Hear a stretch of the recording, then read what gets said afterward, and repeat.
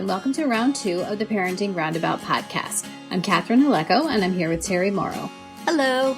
Usually on this podcast, we talk about parenting issues, but once a week, Terry and I like to get together to discuss TV, movies, books, and other entertainment topics, because it's nice to talk about something other than parenting for a change. This week, we are continuing with Veronica Mars Season 3, with episodes 11 and 12. These were the lovingly titled Poughkeepsie Tramps and Thieves, which, okay. And then the second was There's Got to Be a Morning After Pill. So they both were sort of case of the week. Yes, they were. Some inching forward on the bigger question of who killed the dean. And much inching backwards on the question of Veronica Mars and Logan meant for each other forever? Or is this a week when they're on? Or is this a week when they're off? They lasted 2 episodes. Remember Madison from season 1?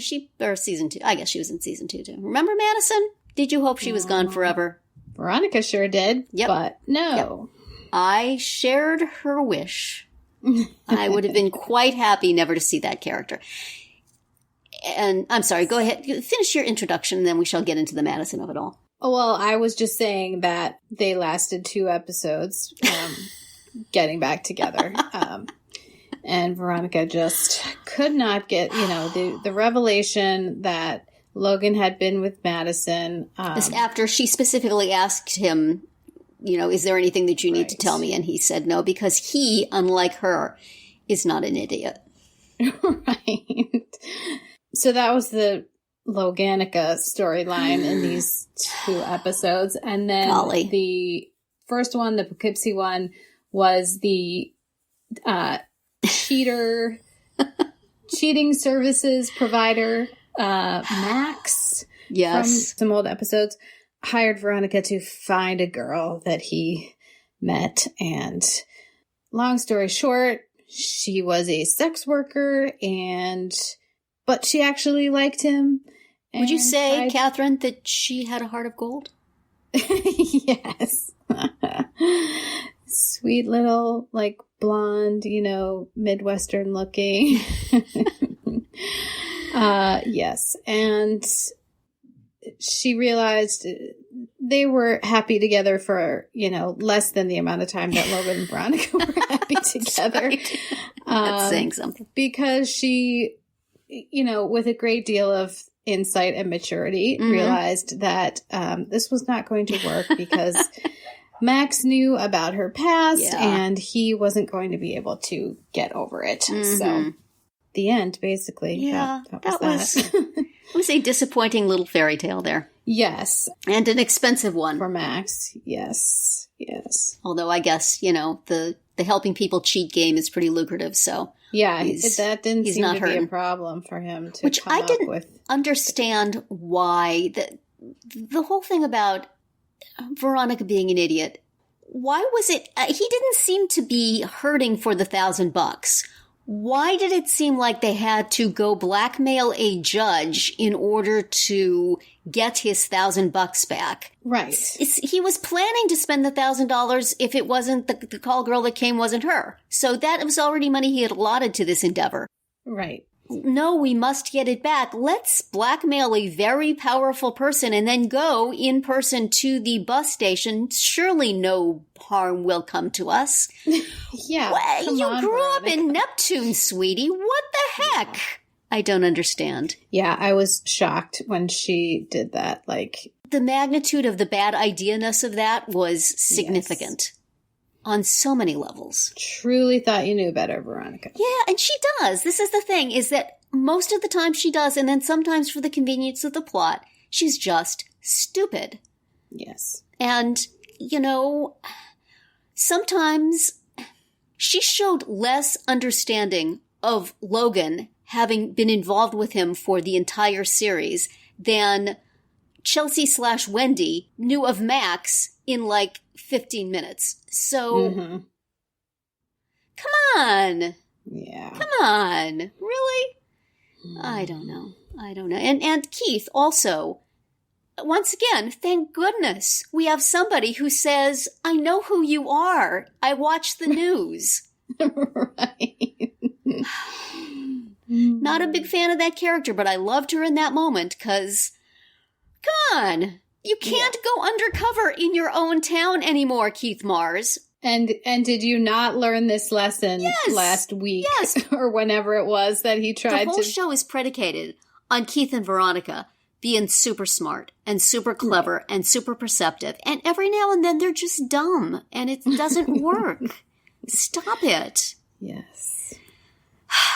Agreed. So, and I do feel for Logan because what a no-win situation was he put into. Yeah. There's just, tell me about all the prostitutes you've been with. It'll be fine. Right. Did you sleep with anybody while we were on a break? I'm sure I won't mind. It's just like, as he said, I'm facing a landmine and wondering where to put my foot. There's no, just break up with her now, man. Really, just break up with her now. Save everybody a lot of time. Oh, and Madison just comes swinging in on a horrible person vine to be horrible. Yes. I hope Weevil just squished her car anyway. Really? Yeah. Although, Weevil's still, on probation or whatever. Should you be asking him to steal cars? Yeah, please don't get him in more trouble than he's already in. Yes. That's not okay. See, again, dumb. Yes. But Madison is just gratuitously awful. Now, if you wanted to mess with her, and you have a piece of information about the situation of her birth, why would you not use that? I guess because it would hurt Mac? But still. Yeah, I guess. If you wanted to destroy Madison's little world, that'd be a super good way to do it. Because she does not appear to know that she is of lowly birth. Right. And that would be very painful. It would indeed. Right? If she knew. Yeah. So I was surprised that her thoughts did not go in that direction as she was tormented, I say, by dreams of this really quite unpleasant girl. Yeah. I didn't really need the flashback to be deployed in this way. Please, no. Just, yes. Oh, Logan. Poor Logan. And I was glad that Dick was a little ticked at him in his Dick way. Yeah. Although, more Wallace and Mac, less Dick, please. Although, as you pointed out last week, the comic relief is appreciated. But, it is. We haven't seen Wallace for 3 episodes at least. Yes. Come back, Wallace. A small amount of the Dick comic relief goes a long way. Yes. So, yes, there certainly would have been a moment for Wallace or Mac to have popped in and had a word. Yes. But no, we see only Mac's dorm room in its status as Canada. So, yeah, so that was just a weird episode and felt sort of like other ones that have come along. I guess not this specific one, but it was all right. It was okay. Nobody died, so. Although I guess Logan and Veronica's tender, tender love for one another died, but. For now, yes, we it's can't sturdy. Believe that it won't change again, Yeah. That they've now got us conditioned in that regard. So. Yeah, I've been thinking about the Logan and Veronica of it all. And I wonder at what point in the series the creators decided that their doomed couple was going to be Logan and Veronica. Because really the way it was set up in the beginning, it should have been Veronica and Duncan. That seems to be the way it was set up. They were a couple, and then they were broken up by her dad investigating the murder, and they were sort of looking at each other in tortured ways, and, the whole, are we brother and sister, are we not? And it seemed to be setting them up as the couple that would be running all through the series as together apart. And then at some point, and Logan was just a nasty guy who was nasty to her and was Lily's boyfriend.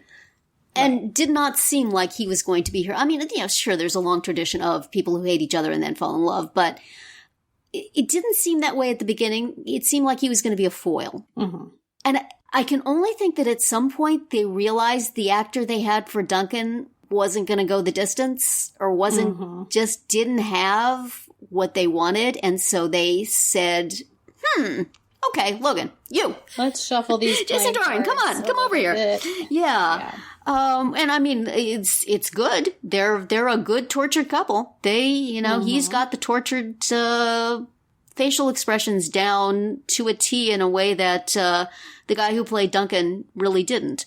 So it works, but I don't think it's what they were planning from the beginning. Maybe I'm wrong, but it just seems like that makes a lot of sense. It seems like they had to reconnoiter at some point and switch, doomed romances. Mm-hmm. And I like them together, and I, like Logan despite his many flaws. But I'm getting tired of this. Either be in love or don't be in love, Well, you just feel a little bit manipulated, I think, by this storyline. Absolutely. And it's like you can never enjoy them being together because right, that next episode, oops. Something's going to happen. Yes, and it's almost always going to be something that he did she's going to be upset about. And as he said a number of times, she knows him. She knows all this stuff. She knows what he's been through. Either live with it or don't. I don't know. Yes. My patience is running thin with you, Ms. Mars. Hester or Nancy or whatever you're calling yourself. That was another incident of you're going places where you've been before and people recognize you. Surprise! You were just there 2 days ago. Well, no, I think that was a different place. I think the printing place was a different place. It was, but yeah, had I don't know. Overlap.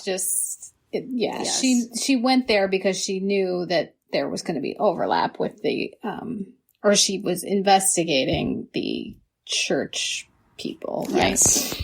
So, also, I have a real problem with a college student in 2007 being named Phyllis. That's not a thing that happened. Was Phyllis the roommate? Who was the one who wound up being the one who... So, yeah, you should have known right away when her name was Phyllis that she was up to no good. Yeah. That doesn't sound like your real name, lady. Who are you really? No. We didn't find that out. I don't know what the writers were going for or thinking they were doing at that moment, but... Yeah, that whole plot line was, I don't know, got us through an episode, I suppose. But yeah, but that was a little ridiculous. I mean, we've been best friends since we were whatever. So you just do this because you assume that this is the right, that this is the way to proceed. No. How about support your friend? Yeah, I did like that they made the preacher dad he wasn't a stereotype sort of bad guy televangelist. He was a loving dad. Yes. They steered against the cliche there at the end. Right. It was unsure how that was going to go, but I was very happy that it went the way it did, because you can't always trust this show to not do the obvious thing. But right. Yeah, sure. Even though that the not obvious thing they did was not terribly convincing, but still, we give you an A for effort. And as usual, it was a whole convoluted thing, the bookmark and was given. The book was, I don't know. I agree. The bookmark was the, clue, but she misinterpreted it. Yeah. But, anyway. Dear. And then, is it possible that the TA is not going to in some way know that she manipulated his computer? Cool, because she went and talked to the guy. Mm-hmm. It seems like such a bad idea to be going around on. Yeah, I don't know. We shall see where that goes. But he's going to know that she went and talked to the guy, and how would she have found that out if she hadn't been in his computer? Right, the guy who was the ear witness, which is not a term I've ever heard before, but okay. Yeah, and it seems odd that she would go to him and mention that she got this information from Tim, when at some point he's going to say that to Tim, and Tim's saying, well, how could she possibly have gotten that information? She didn't get it from us. So, yes. Why could she not just say, that she found out somehow other way. Yeah, Make something up.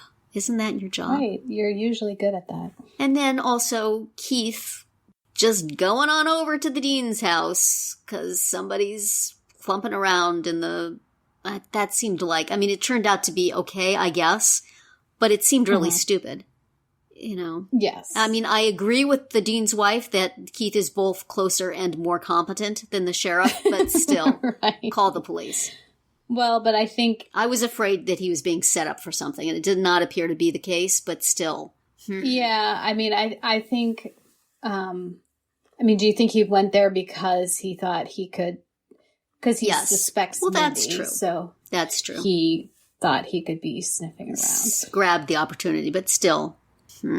Doesn't seem smart. And so now, do you think that she knows what he was up to and will now be, if she had anything to do with it, which apparently she did because, I don't know. Yeah. I just really want it to be over. How many more episodes are there? Well, I think there's maybe 7. I think there's 20 in the season. Okay. So... we're on the downward slope at this point. Thank goodness. I want to like this show. I liked the first season pretty well. The second season, not so much. And this one just seems to be all over the place. And I don't know why. And Veronica has very, very shiny lip gloss. Have you noticed that? Does Veronica seem to you like the kind of person who would wear very, very shiny lip gloss? And do her hair very differently. Exactly. A different hairstyle every time. Although the bangs, thankfully, are gone forever. The bangs and the uneven cut she had somehow grew out miraculously between episodes. And that's fine. I'm not going to question it. It looks better now. But still, she's spending some time making those waves. Yes. And time she does not have. I would think.